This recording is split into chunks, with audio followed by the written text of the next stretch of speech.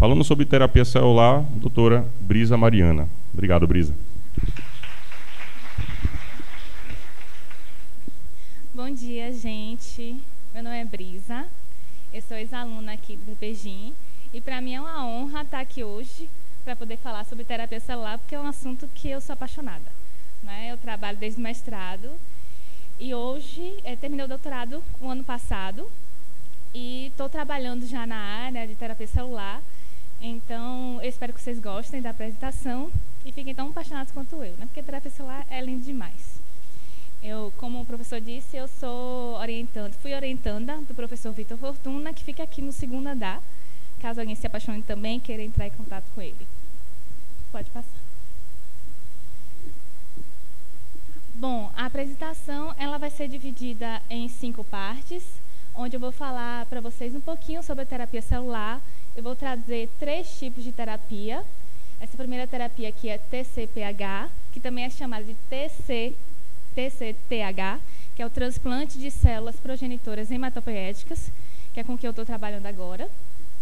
Tem a terapia baseada em CAR-T-cell também, que já começou a ser trabalhada aqui no Brasil.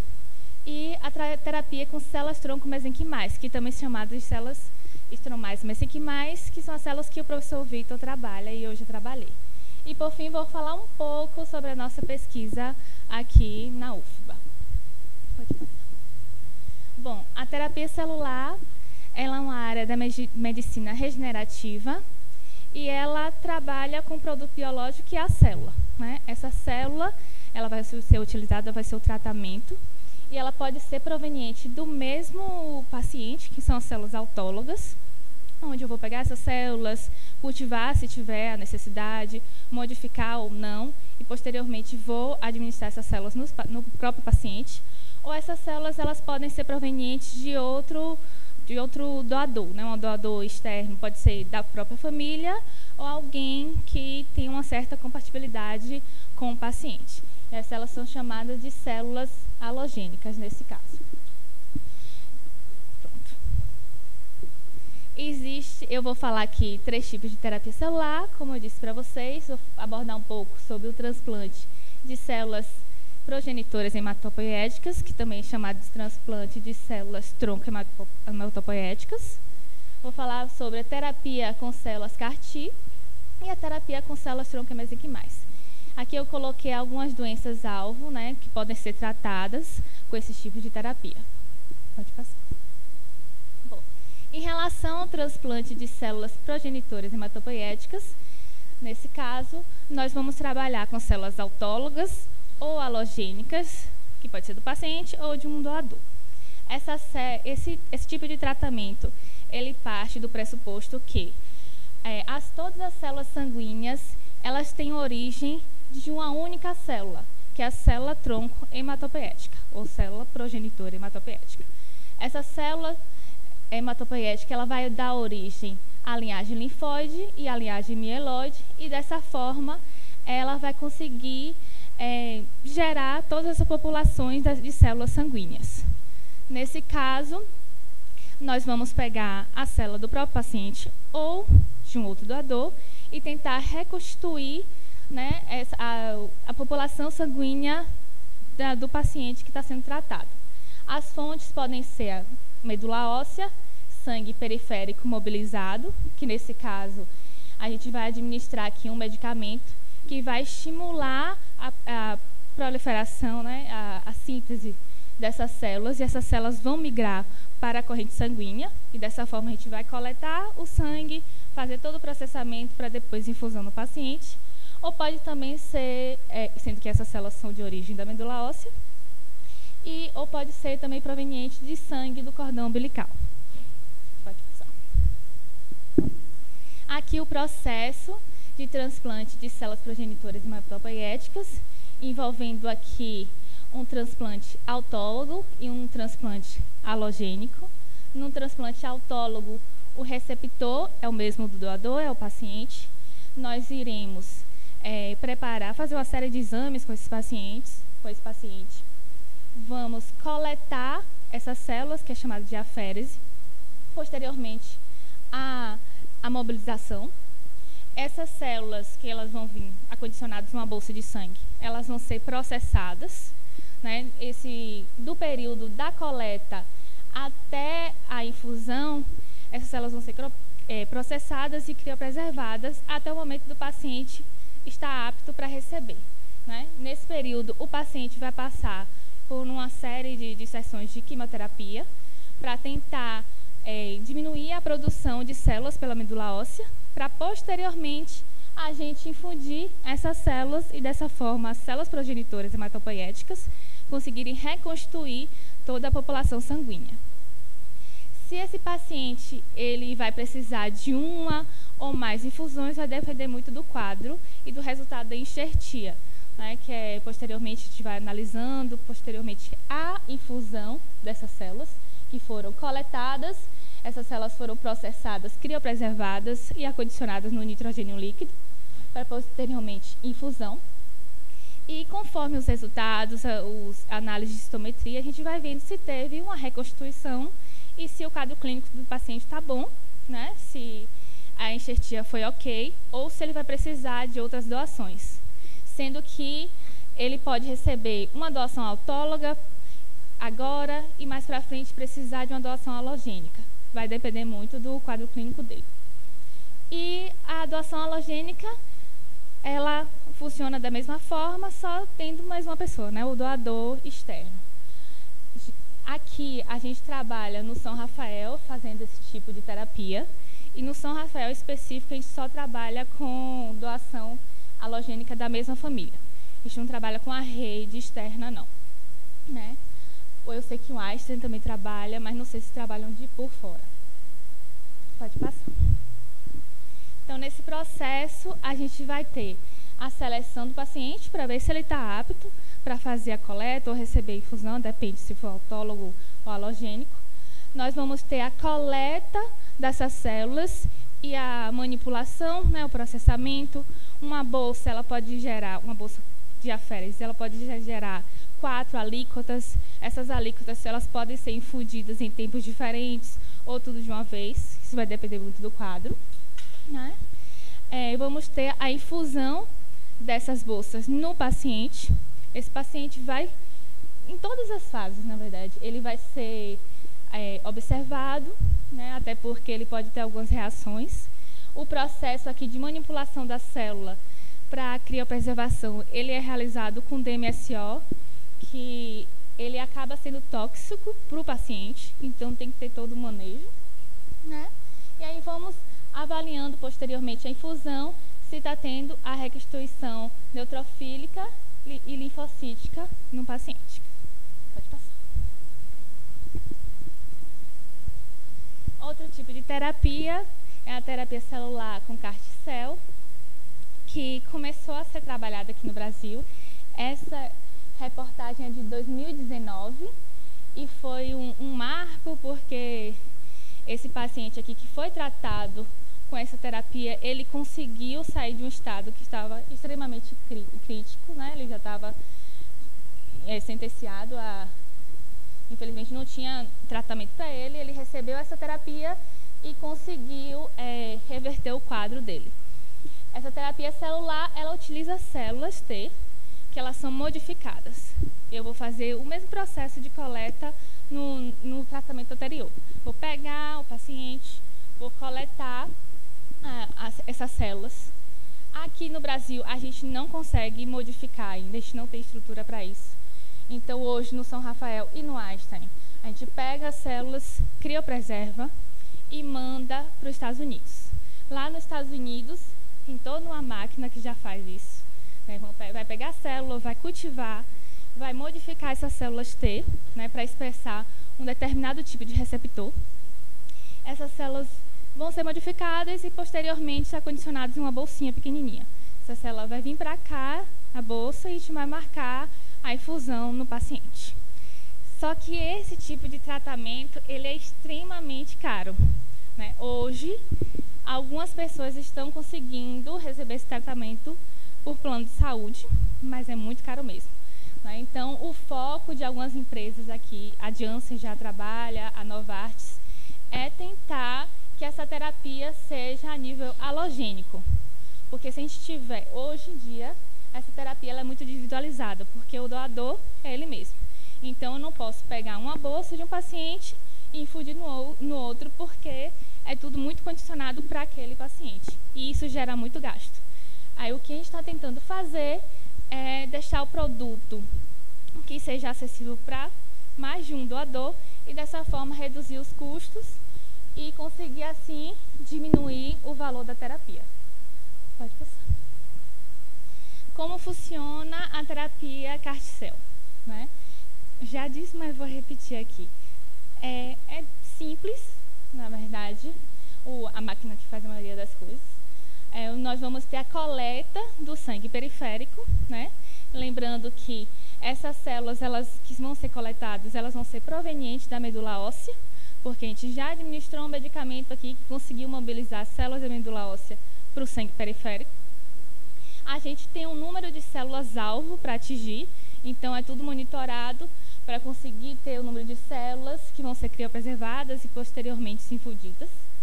Vamos ter aqui, posterior coleta, o processamento, a criopreservação e envio para o setor, né, lá nos Estados Unidos. Nós vamos ter a produção das células CAR-T, né, onde vai acontecer a modificação nessas células T, que vão ser específicas para células tumorais.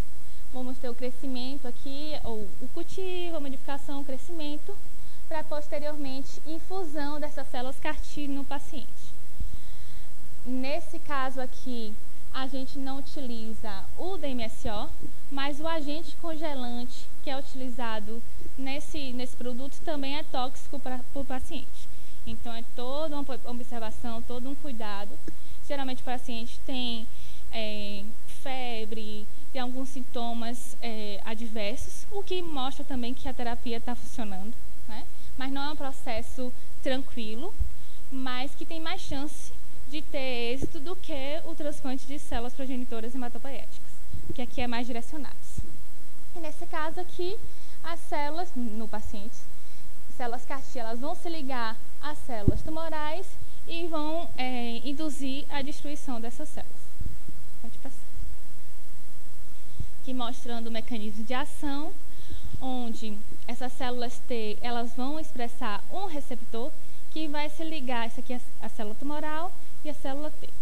Esse receptor vai se ligar ao CD19, presente nas células tumorais. Após essa ligação, vai ter um envio de sinal e a produção de microvesículas contendo perforinas, granzinas, entre outros produtos que vão induzir a ruptura e a indução à apoptose de células tumorais.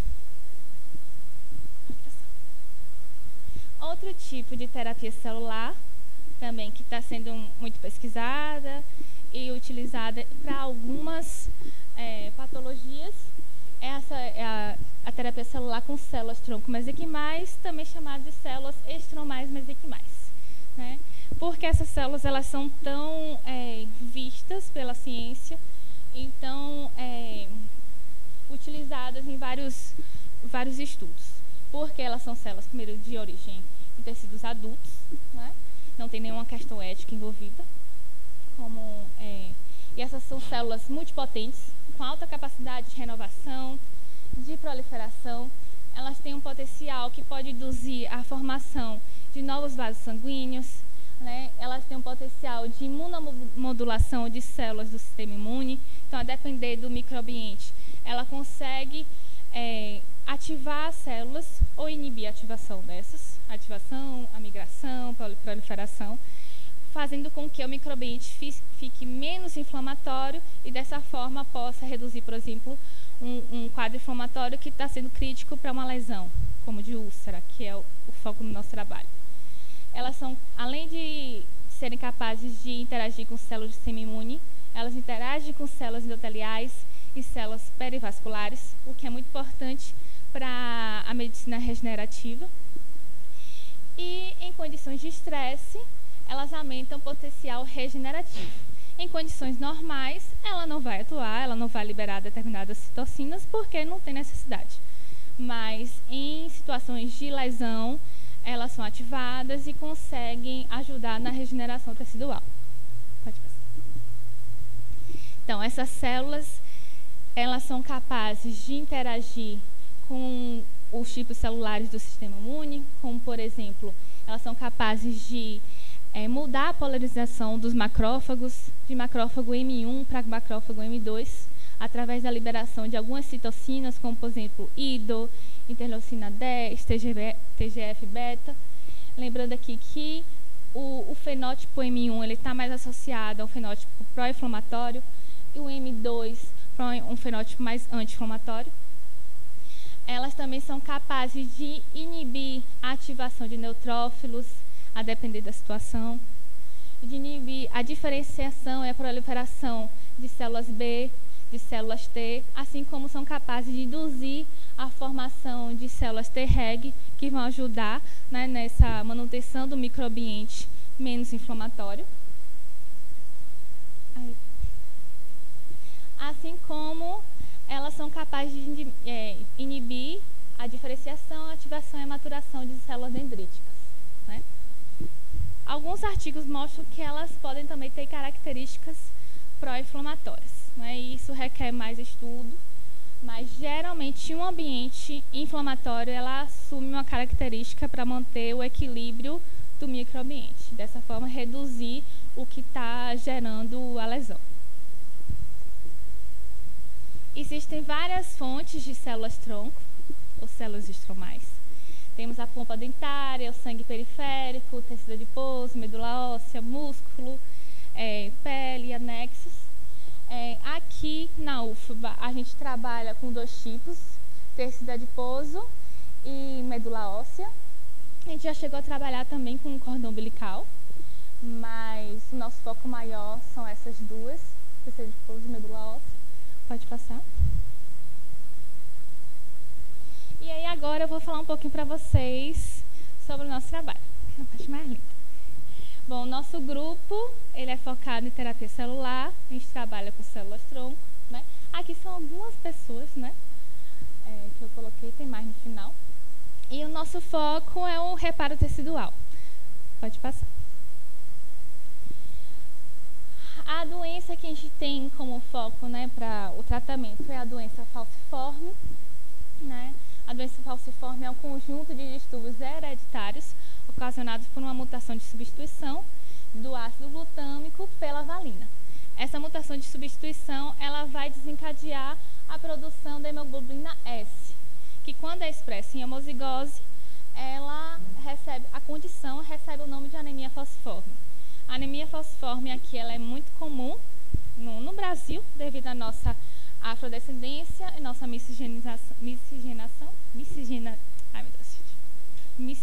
isso aí, não vou conseguir falar agora.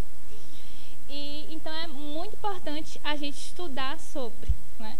E dessa forma tentar achar tratamentos que aumentem a qualidade de vida para o paciente. Porque um paciente com doença falciforme, com anemia falciforme, ele acaba desencadeando vários tipos de complicações, como retardo no crescimento, dor intensa, síndrome da mão e do pé, que é muito comum em criança, infecções, icterícias, osteonecrose, úlceras cutâneas, que é o foco no nosso trabalho. Pode passar. A gente está trabalhando, eu falo a gente porque ainda me sinto do grupo, gente, vou sempre ser. A gente trabalha tentando achar um tratamento para induzir a cicatrização de úlceras crônicas em pacientes com anemia falciforme. Esses pacientes, eles têm uma maior tendência para desenvolver esse tipo de úlcera, e essa úlcera é extremamente incapacitante, acaba afetando a relação social do paciente, a mobilidade, né? E é um tipo de lesão que é muito difícil de ser tratada. E quando não cuidada, ela desencadeia até a amputação dos membros. Então, é muito importante que a ciência olhe para esses pacientes. Até porque um tratamento hoje focado em úlcera crônica vai, mesmo sendo para anemia falciforme, ele pode ajudar para outras patologias, como, por exemplo, um paciente diabético, ele também tem uma maior predisponibilidade de desenvolver essas úlceras. Então, é importante estudar sobre isso. No caso da anemia falciforme, o eritrócito falciforme, que carrega a hemoglobina S em homozigose, ele, quando é submetido a alguma situação de estresse, como, por exemplo, variação do pH, elevação da temperatura, ele acaba adquirindo o fenótipo de foice, por isso o nome falciforme. E esse fenótipo de foice, ele acaba impedindo a sua livre movimentação pelos capilares. Os capilares, eles são estreitos, e um eritrócito normal, ele consegue alterar o seu formato para conseguir passar em regiões mais estreitas. O eritrócito falciforme não. Quando ele vai passar por essas regiões e ele está no estado com o formato falciforme, ele acaba desencadeando a uma vasoclusão, né? Essa vasoclusão, ela vai acabar estimulando a migração de determinadas células do sistema imune para o local. A gente vai ter um microambiente mais inflamatório ali, a gente vai ter uma agregação plaquetária, vai ter lise dessas células e pode desencadear essa lesão inicial, né? Uma lesão pequena que pode vir ser uma coisa maior. Então, esse processo de vasoclusão, ele gera hemólise, né, em alguns casos, hemólise desses eritrócitos, onde eu vou ter um aumento do estresse oxidativo e inflamação no local. Pode passar. Como eu disse para vocês, de um spoiler antes, né, o nosso grupo, ele trabalha com 2 tipos de célula, célula de medula óssea e célula do tecido adiposo. As células de medula óssea, elas são provenientes de pacientes com anemia falciforme ou osteonecrose. Essas células, elas são coletadas da crista ilíaca, né? Geralmente, o paciente vai para fazer algum determinado tipo de tratamento, coleta essas células, a gente já guarda um pouquinho para estudar. E as células do tecido adiposo são provenientes de pacientes sem nenhuma patologia, né? Tecido adiposo é minha paixão, porque é uma fonte muito grande de células tronco mesenquimais. As células tronco que vêm daí, ela tem uma alta capacidade de proliferação, de indução da angiogênese, e é um tecido que é de fácil coleta. Eu, no caso, pegava a célula do tecido, o material, né, tecido adiposo, de uma clínica estética, então, que geralmente o material é descartado. Era de fácil coleta, né, o médico que coletava, acondicionava em uma garrafinha e trazia para o processamento. Geralmente esse material, ele é livre de qualquer contaminação, porque já é ali no leito cirúrgico. Alguns pacientes já injetam, nem processam, nem cultivam, nem nada, injetam já esse tecido adiposo em alguns locais para reduzir ruga, alguma coisa do tipo, porque realmente é um tecido muito rico em células tronco-mesenquimais. Pode passar. E a medula óssea eu amo também, gente, mas realmente é mais difícil e mais custoso para o paciente a coleta. Essa foto aqui é proveniente de um artigo de 2016, que eu esqueci de botar a capa dele, perdão.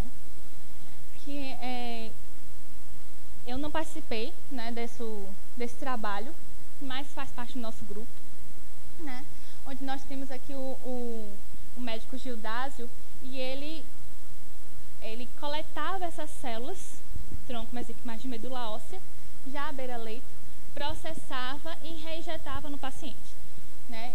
Esses pacientes tinham úlceras crônicas já de 10 anos que não cicatrizavam. Algumas úlceras conviviam tanto com o paciente que o paciente até já dava um nome, infelizmente, em relação ao caso que realmente era crítico. E eles estavam tentando tratar de todo jeito, e essa foi uma alternativa. Nesse trabalho, eles pegavam as células da crista ilíaca, processavam em um equipamento, e essas células, que eram chamadas de células mononucleares de medula óssea, eram reinjetadas na ferida do paciente. Geralmente era reinjetada aqui na borda, depois da limpeza da úlcera, obviamente. E eles fizeram isso com 10 pacientes e começaram a analisar que metade desses pacientes tiveram um bom desempenho, uma boa melhora, né? Esse paciente mesmo, ele conseguiu cicatrizar toda a área da lesão. Só que aqui a gente não trabalhou só com célula-tronco, né? As células-tronco estavam aqui nesse pool de células, mas não foi cultivada, não foi processada nem nada. Então, a partir desse trabalho que a gente começou a estudar as células-tronco, tanto de medula óssea quanto de tecido adiposo. Pode passar. E aí eu trago para vocês aqui o meu trabalho, né, uma parte dele, onde a gente utilizou células-tronco mesenquimais de tecido adiposo. Nesse trabalho aqui eu vou mostrar para vocês os nossos resultados, que são provenientes de 2 tipos de produto. Da própria célula-tronco, onde a gente analisou in vitro essas células, interagindo com outros tipos celulares, e do produto dessa célula-tronco, porque o nosso foco era fazer um tratamento baseado em célula-tronco, mas que não tivesse contato do paciente com a célula, né? Por mais que a gente saiba que a célula-tronco ela não desencadeia nenhum tipo de rejeição no paciente, mas a gente queria minimizar ao máximo o contato do paciente com a célula. Então, a gente decidiu gerar um produto que a gente chamou de meio condicionado, que nada mais é do que a gente pegava as células-tronco, cultivava ela em um determinado ambiente estressante. Essa célula ela liberava algumas citocinas, né? A gente analisou a presença dessas citocinas e, posteriormente, o produto, as citocinas foram utilizadas em vivo para tratar úlcera, no caso, nos camundongos. Mas eu vou mostrar mais para frente para vocês. Pode passar. Então, nesse trabalho aqui, primeiramente, a gente isolou as células, né, de tecido adiposo, né, que foram provenientes de material de lipoaspirado. Isolou e caracterizou essas células. Mas, posteriormente a isso, a gente produziu o meio condicionado das células, caracterizou esse meio condicionado, que a gente chamou de secretoma, né, que esse meio condicionado nada mais é do que um pool de citocinas, de fatores de crescimento. E a gente avaliou o potencial desse meio condicionado em induzir a proliferação, migração e a viabilidade de células endoteliais do cordão umbilical, que a gente chama de UVEX. A gente avaliou o potencial angiogênico tanto da célula-tronco quanto do meio condicionado, que a gente precisava também avaliar se o nosso meio condicionado, que é só as citocinas, ele era tão bom, né, no tratamento quanto a célula-tronco. E, posteriormente a isso, a gente utilizou o meio condicionado em um tratamento em vivo, utilizando camundongos transgênicos. Pode passar. Nesse primeiro momento aqui, eu mostro o processamento das células-tronco, mesenquimais de tecido adiposo, onde a gente pegava, em média, 50 ml do lipoaspirado. A gente trazia esse lipoaspirado acondicionado em um meio de cultura. O processamento era no mesmo dia, a gente pegava na clínica, trazia e processava. Esse processamento aqui todo, ele dura em torno de 1h30, é bem tranquilo.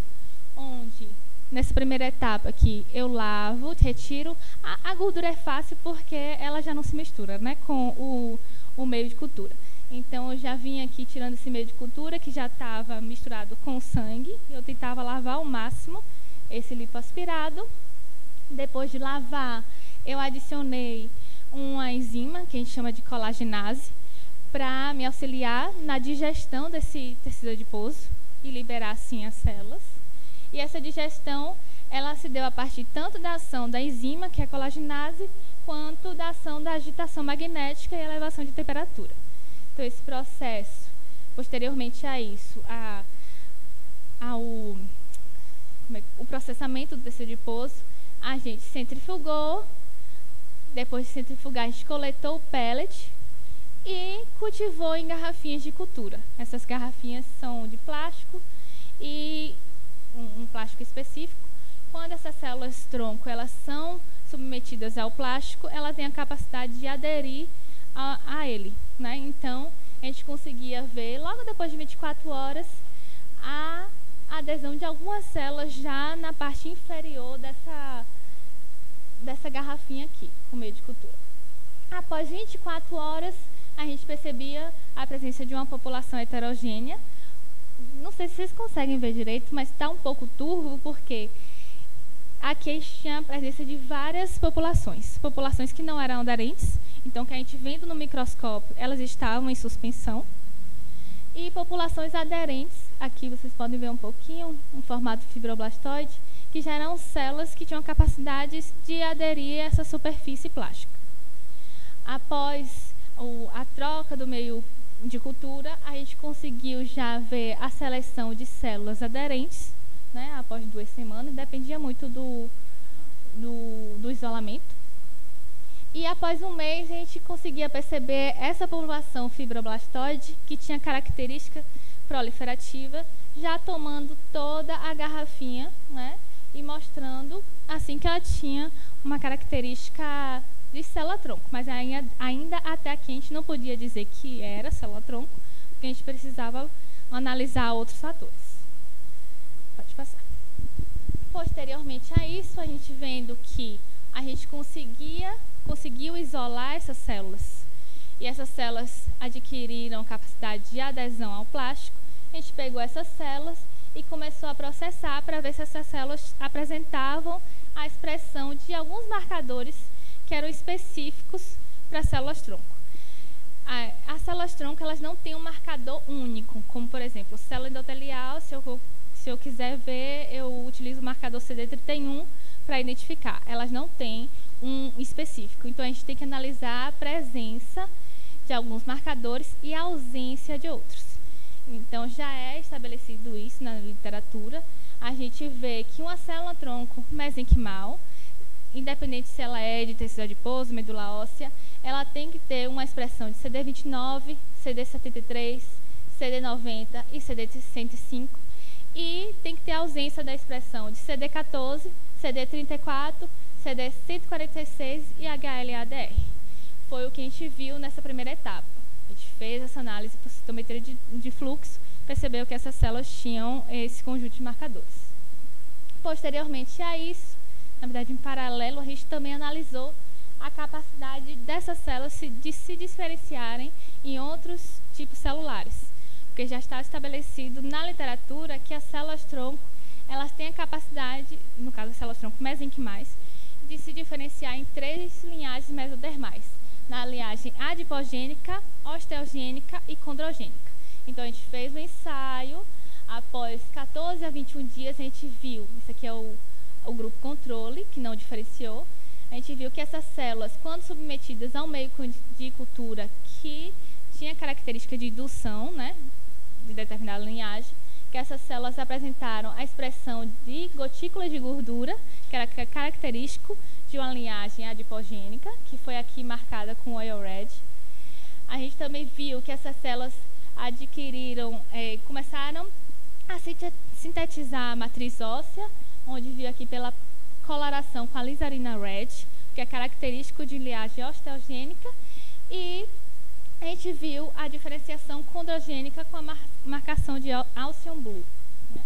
Em paralelo, também a gente fez essa marcação de colágeno 4 e SMAR para analisar se essas células estavam já no estado quiescente ou não. E a gente viu que as nossas células elas estavam no estado proliferativo, bom, né, em uma boa passagem, e que elas tinham essa capacidade que era característica para identificar como uma célula-tronco mesenquimal. Pode passar.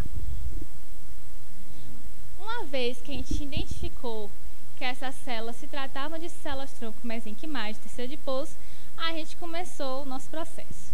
Né? Eu comecei a produzir o meu meio condicionado, porque a célula eu já tinha.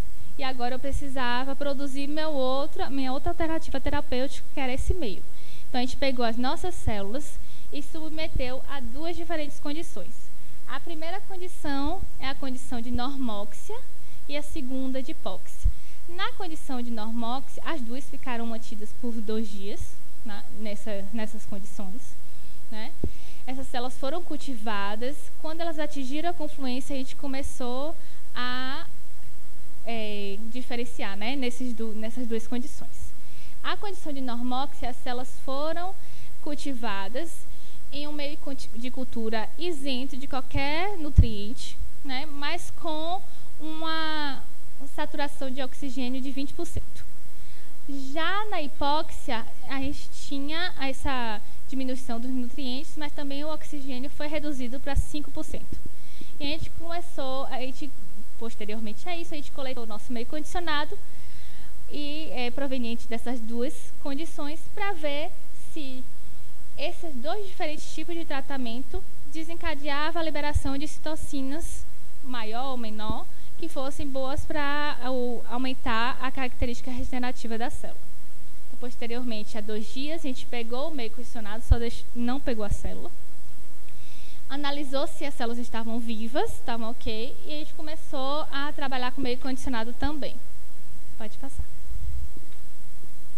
O nosso primeiro resultado foi referente ao meio condicionado para ver se o nosso produto, que era isento de célula, ele era bom como alternativa terapêutica ou não, porque não adiantava eu trabalhar com meio condicionado se ele não tinha nenhuma citocina ou fator de crescimento que fosse bom para a regeneração tecidual, que era o nosso foco, né? Então a gente fez uma caracterização do secretoma desse meio condicionado, tanto em normóxia quanto em hipóxia, utilizando uma membrana com 55 fatores de crescimento. Esses fatores e quimiocinas também estavam associadas a angiogênese e reparo tecidual. Então a gente percebeu que, nesse primeiro gráfico aqui de calor, que o nosso meio condicionado, tanto em normóxia quanto em hipóxia, ele foi capaz de produzir, ele era composto por mediadores solúveis que estavam associados ao reparo tecidual. Aqui, tudo que for marcado em laranja, vermelho, depende de como você vê, mais escurinho em laranja ou vermelho, está relacionado à maior presença daqueles fatores de crescimento. Em azul, que é uma cor mais fria, é que teve uma menor quantidade desses mediadores, né? Nessa primeira análise, a gente viu que os dois eram muito bons, né? E que eles expressavam eles eram compostos por alguns mediadores solúveis que estavam envolvidos na angiogênese, no reparo tecidual, na migração e também no processo anti-angiogênico. Porque no reparo tecidual em si, a gente precisa que haja mediadores solúveis que promovem a angiogênese, mas após a recuperação, após a regeneração tecidual, alguns vasos sanguíneos eles precisam ser remodelados e precisam entrar em processo de apoptose, porque já não é necessário uma área extremamente vascularizada. Então, mediadores anti-angiogênicos também são importantes para a cicatrização. Então, é tudo questão de balanço. E essas células-tronco, nessas duas condições, foram capazes de secretar esses mediadores solúveis e, dessa forma, a gente percebeu que o nosso secretoma ele é composto por mediadores solúveis envolvidos tanto na angiogênese e reparo tecidual. Uma vez vendo isso, a gente começou a fazer as nossas análises. Pode passar. A primeira análise, eu vou mostrar aqui primeiro a parte in vitro, para depois a parte in vivo. A primeira análise foi a avaliação do potencial regenerativo em células endoteliais do cordão umbilical. A gente pegou o cordão umbilical, isolou células endoteliais a partir dele, e essas células endoteliais elas foram cultivadas em plaquinhas de cultura. Essas células, uma vez aderidas, elas foram tratadas com meio condicionado, normóxia e hipóxia, para a gente conseguir analisar o potencial regenerativo. Mas como a gente fez isso? A gente cultivou essas células endoteliais e após elas atingirem a confluência, após elas conseguirem preencher toda a área dessa plaquinha, a gente efetuou um rasgo no meio da monocamada celular e avaliou esse rasgo tratado com meio controle, meio normal, com meio condicionado normóxia e com meio condicionado normóxia, após 18 horas. E a gente percebeu que, quando comparado ao controle, tanto meio condicionado normóxia quanto hipóxia foi capaz de induzir a migração celular, migração e talvez a proliferação celular, e dessa forma regenerar essa área que sofreu lesão, mostrando que esse meio condicionado tinha uma característica regenerativa. Em paralelo, a gente também fez análise do potencial angiogênico, utilizando as mesmas células endoteliais de cordão umbilical, onde nesse caso a gente pegou beads magnéticas. Essas beads elas foram recobertas com gel de fibrina que tinha dentro desse gel as células endoteliais. Então a gente fez um poolzinho dessas beads magnéticas com gel de fibrina e células endoteliais.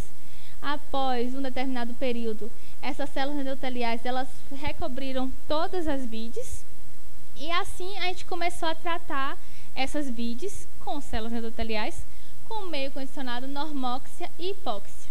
Mas qual era o nosso objetivo? O nosso objetivo era ver se esses 2 meios condicionados eles eram capazes de induzir a brotação de estruturas tubulares a partir dessas beads. Aqui a gente não pode dizer que o meio condicionado ele foi capaz de induzir a angiogênese, porque aqui eu estou analisando a nível in vitro, não é? Só em vivo que eu consigo dizer isso.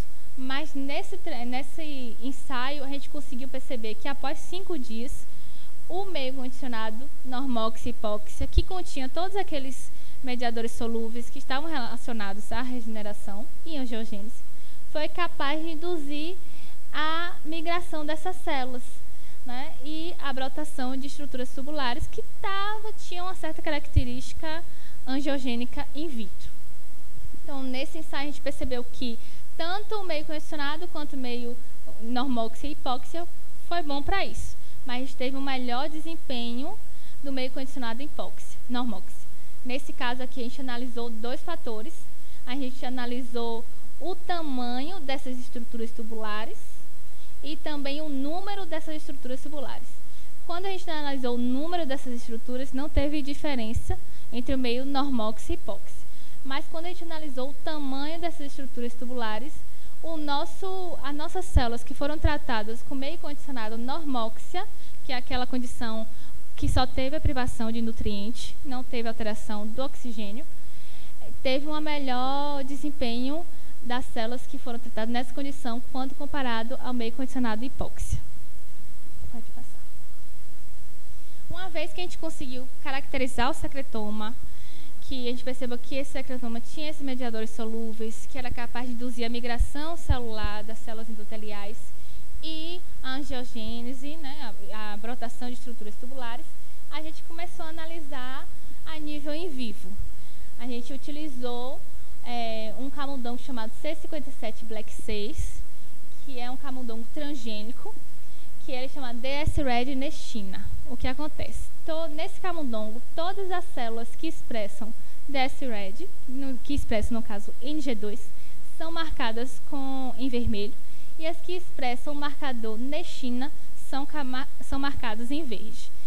E essas células que expressam tanto o marcador NG2 quanto nestina, quando elas expressam em conjunto, a gente consegue identificar uma população celular, que são chamadas de células perivasculares, que são importantes para o processo de regeneração.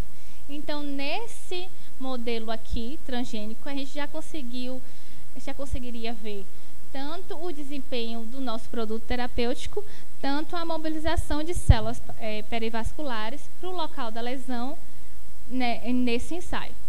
Então, a gente começou nesse ensaio esse modelo de cicatrização. A gente pegou camundongos com uma faixa de idade de 3 meses. Né? Esses camundongos, eles sofreram 4 lesões no dorso, onde a gente tratou 2 lesões sempre do lado, por exemplo, as lesões do lado esquerdo, tanto em superior quanto inferior, elas foram tratadas com uma condição e a lesão do lado direito foi tratada com outra. Então, nesse caso aqui, essas lesões foram tratadas hipoteticamente, né? E com meio condicionado normóxia, e essas outras lesões foram tratadas com meio condicionado hipóxia. E a gente avaliou a cicatrização ao longo de 11 dias. A priori, a gente queria analisar ao longo de 14 dias, mas a gente percebeu que com 11 dias a gente já conseguia ter uma boa cicatrização, uma boa reconstituição da pele. E aí a gente estabeleceu até 11 dias mesmo. Então, no dia 0, a gente fez essa lesão de 4 milímetros e injetou meio condicionado.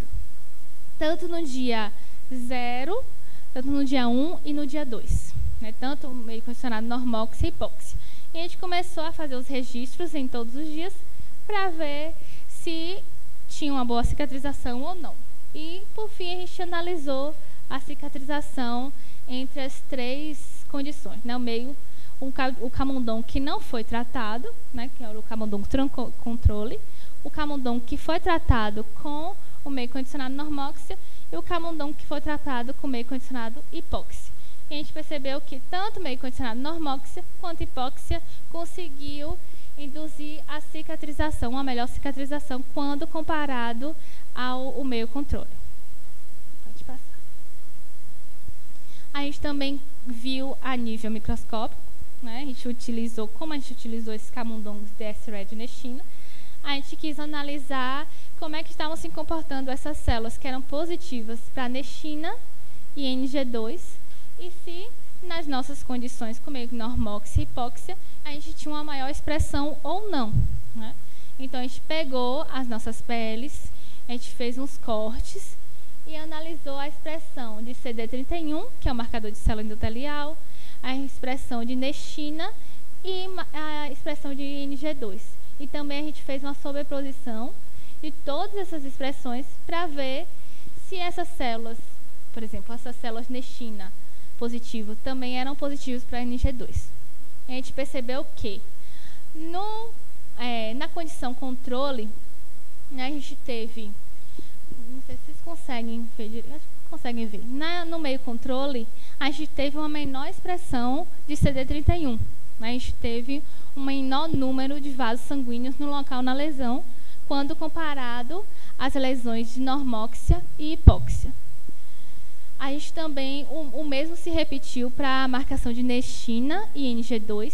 O meio controle ele teve uma menor marcação, menor expressão desses marcadores, quando comparados ao meio normóxia e hipóxia. E quando a gente fez a sobreposição de todos esses marcadores, a gente percebeu que existe uma expressão maior. Está vendo essas células brancas aqui? São as células que são positivas para esses 2 marcadores. E células perivasculares, como eu disse anteriormente, elas expressam esses 2 marcadores. Então, a gente percebeu que, quando a gente tratou as nossas lesões com meio condicionado normóxia e hipóxia, houve uma maior presença dessas células perivasculares no local da lesão. E que o nosso meio condicionado ele foi capaz de recrutar essas células para o local da lesão, e, dessa forma, a presença delas talvez estivessem relacionados com uma melhor cicatrização nesses camundongos. Pode passar. Outro modelo também que a gente fez, né, porque o nosso foco é a doença falciforme, a gente conseguiu um modelo de camundongo que ele tem doença falciforme, que é o modelo Townes. Ele é homozigoto para hemoglobina S. A gente fez o mesmo modelo, fez a lesão no dorso desses camundongos e avaliou ao longo de 7 dias. Por que 7 dias? Porque esses camundongos, ia falar pacientes, acaba sendo, esses camundongos eles são mais sensíveis. Né? Então, o processo de cirurgia com eles é muito mais trabalhoso, qualquer coisa, infelizmente, eles vêm a óbito, então é tudo mais delicado. Né? Então, eles são camundongos que já são naturalmente inflamados e o manejo é muito mais difícil. Então, a gente fez a lesão nesses camundongos, tratou, nesse caso, só com meio condicionado normóxia, porque a gente viu que a condição de hipóxia, ela não alterou, não aumentou nem diminuiu a produção de mediadores solúveis, então a gente só focou em uma alternativa terapêutica mesmo. E a gente percebeu que, quando comparado ao meio controle, o meio condicionado normóxia, ele conseguiu regenerar o local da lesão muito melhor do que quando comparado ao meio controle. Né? O normóxia foi melhor do que o camundongo que não foi tratado.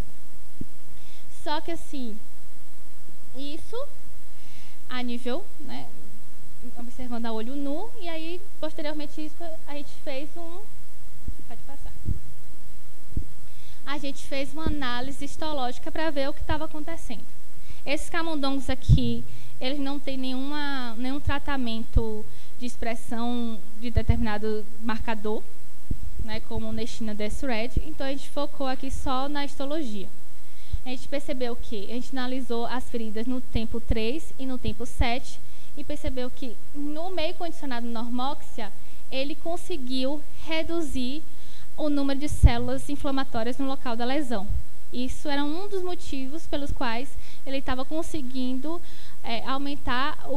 diminuir o tempo de cicatrização quando comparado ao meio controle. Não dá para ver aqui direito, mas a gente tirou várias fotos e começou a contar o número de células inflamatórias no local da lesão. Depois a gente comparou uma condição com a outra e viu, né, que a pele tratada ela tinha um menor número de células inflamatórias. Pode passar. A gente também percebeu que, ao contrário da redução, né, que a gente teve de células inflamatórias, quando esses camundongos eles foram tratados com meio condicionado de hipóxia, esse meio condicionado de hipóxia conseguiu aumentar o número de fibroblastos na região da lesão. E fibroblasto está muito relacionado ao reparo tecidual. Então, o meio controle aqui, tanto no dia 3 quanto no dia 7, 3 e 7, ele teve um menor número de fibroblastos quando comparado ao meio normóxia. Então, a gente percebeu que uma lesão tratada com meio normóxia, ele apresentava um menor número de células inflamatórias e um maior número de fibroblastos. E isso está relacionado a melhor desempenho na cicatrização. Pode passar. E, por fim, a gente analisou a reconstituição da epiderme, tanto nos dias 3 e 7, na condição controle e tratada com o nosso meio condicionado. E a gente viu que, nos dias 3, no meio controle aqui, a gente nem consegue ver a formação, a reconstituição da epiderme. A ferida ainda está totalmente aberta. Já quando essa ferida foi tratada com meio condicionado normóxia, vocês podem ver aqui mais escurinho, a derme já sendo marcada e já sendo reconstruída. E isso também foi visto no dia 7. No dia 7, o meio controle, em cima da derme, ele está aqui com essa estrutura, que é um cascão, né, que toda lesão tem. E essa lesão ainda não estava cicatrizada, ainda tinha esse cascão, não estava totalmente reconstruída. E quando foi e as lesões que foram tratadas com meio condicionado normóxia, elas tinham um cascão, mas era muito menor. E a área da lesão também era menor quando comparado ao meio controle, mostrando que as nossas feridas que foram tratadas com meio condicionado normóxia apresentaram espessamento da epiderme nos dias 3 e 7. Pode passar.